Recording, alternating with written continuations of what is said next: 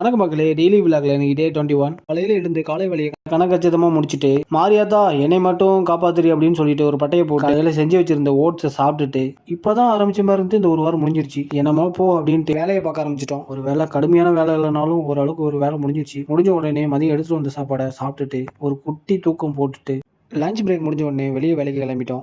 பொதுவாக இங்கே வேலைக்கு வரவங்க பெரும்பாலும் இந்த கட்டுமான துறையில் தான் இருப்பாங்க. பில்டிங் வேலைலாம் முடிஞ்சு அதுக்கப்புறம் வீட்டில் நடக்கிற இந்த இன்டீரியர் ஒர்க்குக்கு ரொம்ப மவுசுங்க சிங்கப்பூரில்.